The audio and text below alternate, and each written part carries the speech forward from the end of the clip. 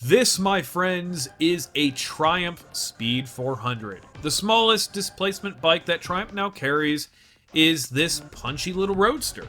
The 400 also comes in a Scrambler variant called the Scrambler 400X. That bike I'll probably touch on a little in this video, but as far as making a separate dedicated video on that model, I don't know, probably not going to do that unless there is a real demand for it. But for the most part, everything I say about the Speed 400 is going to carry over to the Scrambler with a few obvious differences between the two. So before I really delve into this, I have one huge disclaimer that needs to be addressed right off the bat.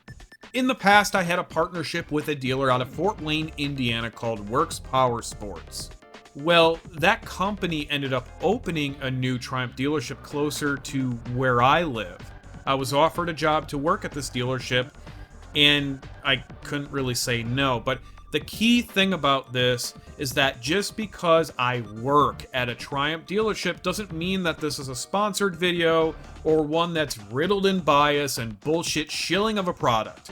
No matter what bike I make a video on, whether it's a Triumph, maybe a used Honda, an Indian, whatever, I'm going into it with a full, unbiased, open mindset. Because really, at the end of the day, I'm not being paid to make this. My opinions, comments, critiques, good or bad, are of my own and no one else's. Everything is 100% mine and 100% mine alone.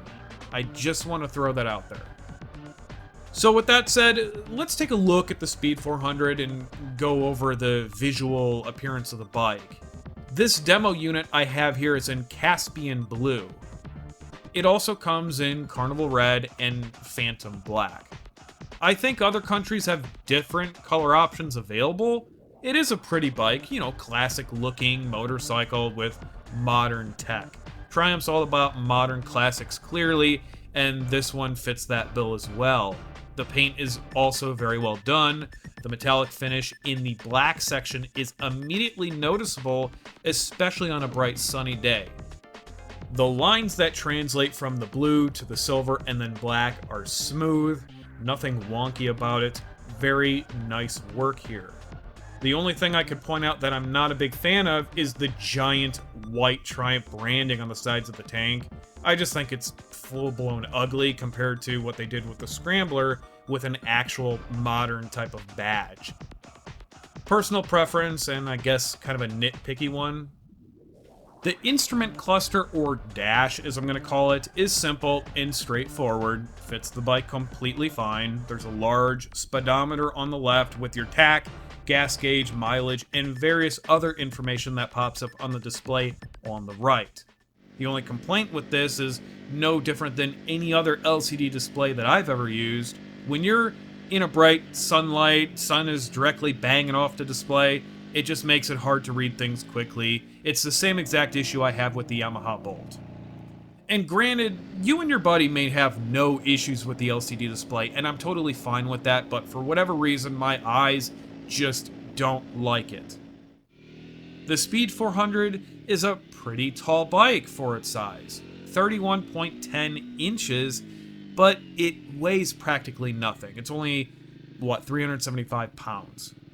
I do get a lot of complaints from people saying that the bike is too tall for them, especially new riders who can't come close to flat footing. Even worse with the Scrambler that sits over an inch taller than that of the Speed 400. I mean, it's no problem for me. I'm used to it on my Kawasaki, and even my Royal Enfield I want to say is a little bit taller of a bike, but it concerns new riders. A lot of people don't feel comfortable unless they are flat-footed, or at least as close as humanly possible to that, regardless of how heavy the bike is. And yeah, of course you can lower the bike. There are seats available, shocks, lowering links. Absolutely, there are ways to work around the tall nature of the bike. But are many new riders going to purchase a bike for $6-7 grand and spend hundreds of dollars, if not another $1,000, just to make it hopefully more comfortable on the rider? Or will they just go for another brand like Honda, Royal Enfield, or whoever else is making low displacement bikes with low seat heights and comparable prices, if not cheaper. I don't know. I brought up the price there for a second. Yeah, we need to talk about that real quick. The bike, at least at this dealership, is out the door $6,500, which accounts for shipping, setup, dock fees, plus Indiana sales tax. Triumph is good about offering promotional financing rates and in some cases factory incentives to sweeten the deal so that you can get the bike at a lower out-the-door price. Every dealership is different though. I saw one out of Illinois charging over $7,000 for this exact same bike. Why? I don't know, but I wouldn't pay it. But what do you get for a bike like this? Well, it's outfitted from the factory with several premium features, including LED lighting all around, nice solid bar end mirrors, ABS, switchable traction control, a torque assist clutch, USB-C charging. Most of the stuff we'll talk more about later in this video, but now let's focus on the heart of the bike, the engine.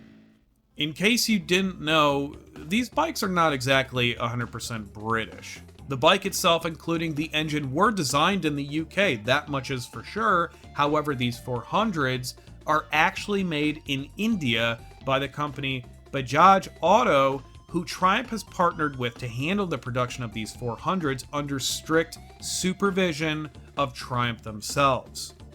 Now, this has been a subject that has raised a few eyebrows from people who question if that means the build quality is going to be lackluster or not up to par because it's made out of India. Is it a turnoff for me? Hell no. I mean, I own a Royal Enfield and love that thing to death. Plus, India has the largest motorcycle market in the world. In fact, about 40% of all motorcycle sales come from India. So I would hope that they would have a clue as far as what they're doing over there.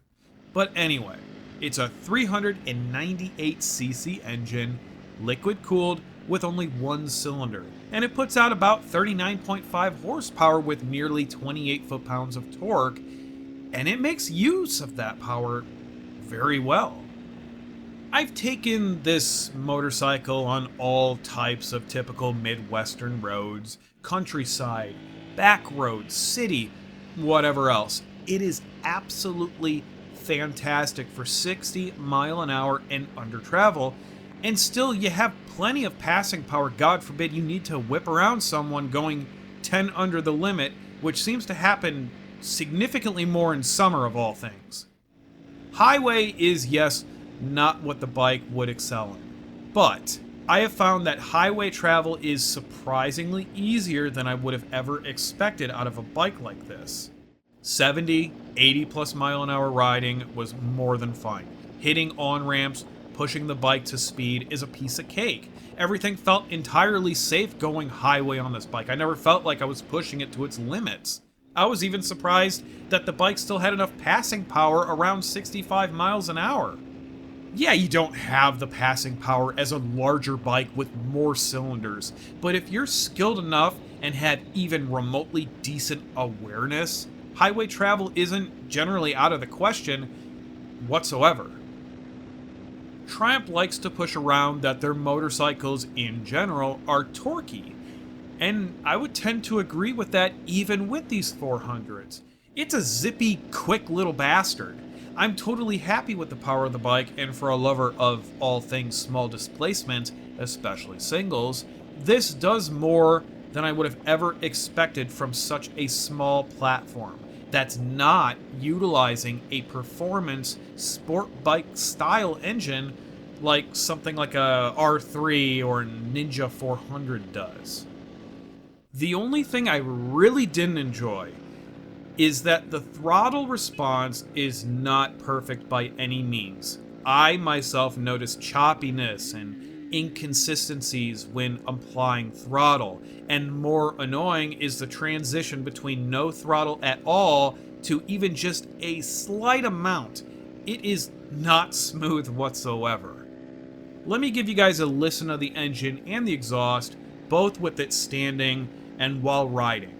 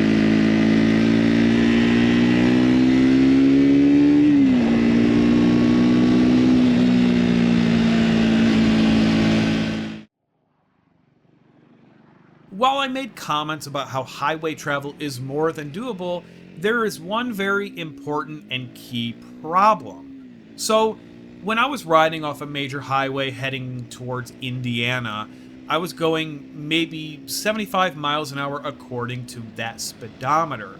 Even with no traffic around me, I just knew something wasn't right. I knew I wasn't going 75. I figured, okay, let me test this theory by mounting my phone to the bars, and sure as shit, I was absolutely right. The faster you go, according to that speedometer, the more inaccurate it gets. And you start to notice these inaccuracies once you hit maybe 50 miles an hour. It starts to be off just by a few miles an hour, but then it gradually gets worse to the point where when I hit 80 miles an hour, according to the speedometer, I was going 72 miles an hour in reality. Now look, I understand that yes, there are tolerances that manufacturers are allowed, and I wouldn't be all that bothered by this if it was just off by a couple, but near 10 mile an hour discrepancy is pretty damn bad. I don't know how you go about fixing this, I don't know how you calibrate it, but with Triumph being a premium brand, I just feel like this should never be a problem in the first place. It's like, I don't know, spending a ton of money on the most premium cut of steak just to have it cooked well done and slathered in a ton of ketchup. I don't know, maybe that's a bad analogy. Either way, I absolutely hate how bad the speedometer is off, plain and simple. With that said, let's change direction here and focus on the transmission. I'll be brutally honest. I absolutely hated this at first. I think because it's so much different than what I've been accustomed to. I'm used to all these small displacement bikes, with the exception of CF Moto's Papio, having somewhat evenly spaced out gearing. But the Triumph is just not like that whatsoever. First gear is short, second gear is even shorter, while on the flip side, fifth and sixth gear are stretched out so much farther than the others. So at first I kept finding myself hitting the rev limiter on second gear because I kept thinking I had more there when I absolutely didn't. This is rider error stuff, sure. But the thing is, if you're used to small displacement bikes with more evenly spaced gear ratios, this 400 it's going to catch you off guard. Also, hitting 60 miles an hour happens at the beginning of fourth gear, but the bike's top speed is about 100 plus miles an hour? I don't know, it's just kind of weird to me. I don't hate it anymore.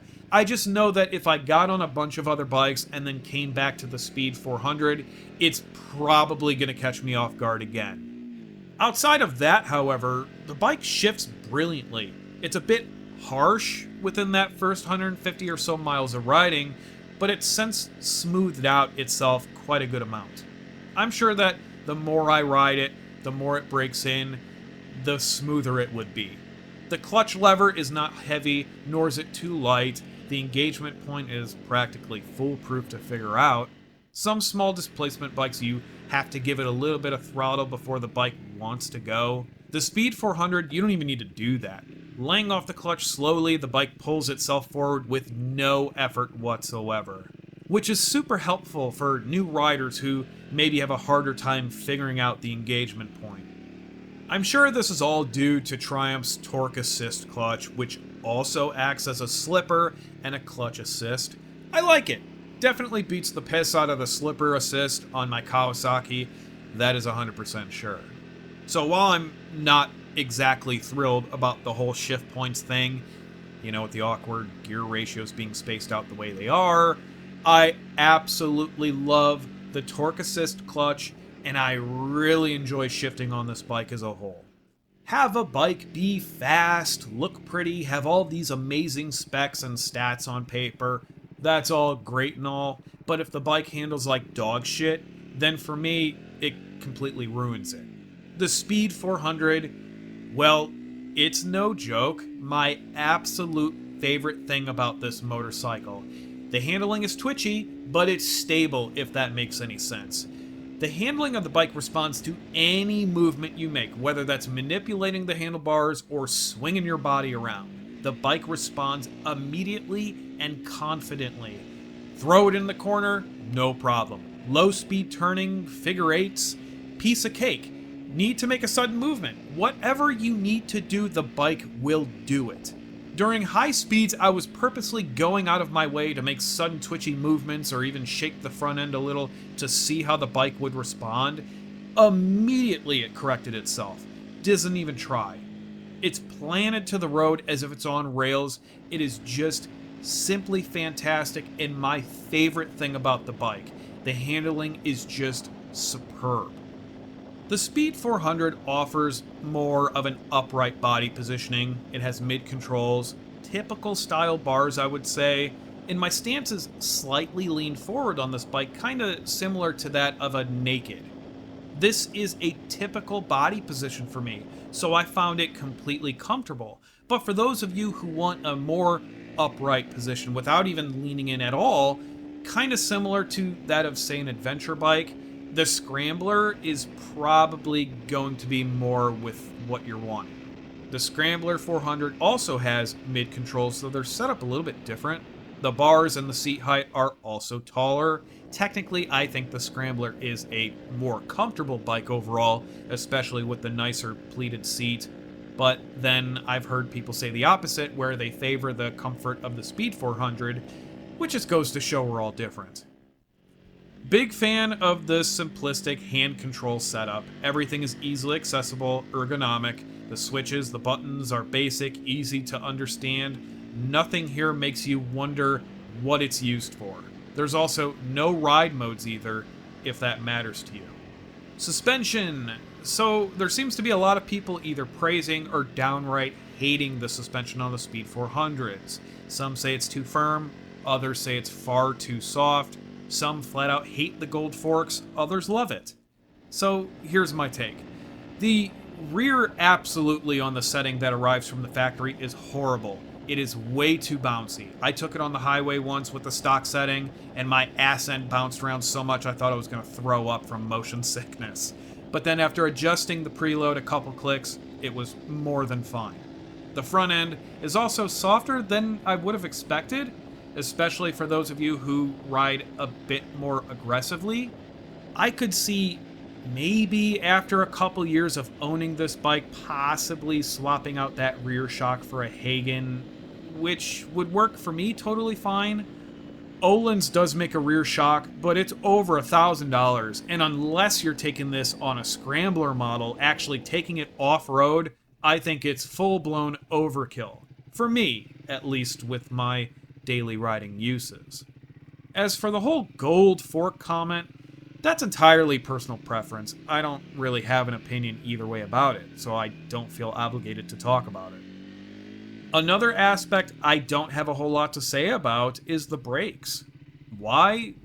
Because they just work. The ABS is also completely fine. The setup is more than fine for typical use. It's not a race bike, nor heavy, so having super high performance brakes don't really make a whole lot of sense for this bike, honestly.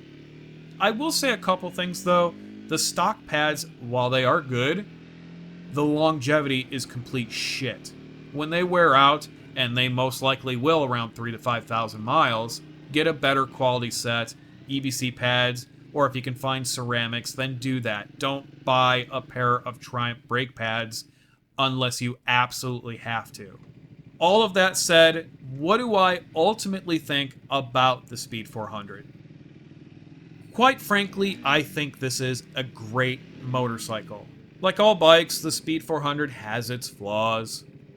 The tall seat height, which could push away a lot of shorter beginner riders. I really don't like the LCD display, and I'm not overly fond of the whole way they spaced out the gearing, and a couple other minor things here and there. But outside of that, I could absolutely daily ride this motorcycle with no issues whatsoever.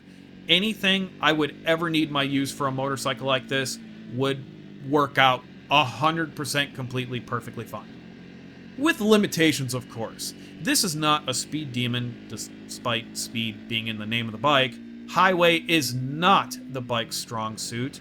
Absolutely it can do it, and I have for prolonged periods of time myself, but obviously, again, this is a small single-cylinder bike, and there's far better options for that. It's a very comfortable bike. I've taken this out for hours on end and didn't get tired or sore after riding. Thing is, though, it's tough to say who this bike is ultimately for. I've seen absolute beginners buy these, returning riders, long-time advanced skilled riders, and everything in between. Though the most common buyer that I've personally come across is from those who already have a big heavy bike. Maybe a Goldwing, a big old Harley or Indian Bagger. Maybe they want a second bike that's small, easy to manage, affordable, just kind of bop around town or to work, gym, or whatever. I guess I didn't realize how common that was, at least around here, where a vast majority of bikes I see on the road are the bikes I just mentioned. But I get it. The price point is competitive with others on the market. There's a huge aftermarket support if you're looking for performance parts, exhaust, creature comfort things, electronics, whatever else. It's definitely available from many different sources. I would love to hear this bike in person with one of those full Zard exhausts. Maybe I could talk the owner into making a separate Build My Triumph series with a 400, kind of like what I did with Project Royal Enfield, which, speaking of, I am curious to see how this actually compares to a Royal Enfield Gorilla, but that bike hasn't hit the US market as of yet, so I have no real way of knowing myself firsthand. So yeah, that's the Triumph Speed 400. A cool little roadster. I dig it. So that wraps it up, everyone. I hope you enjoyed the video and my take on the Triumph Speed 400. Let me know what you think about the bike. Until then, take care, and I'll see you next time. Ride safe, everyone.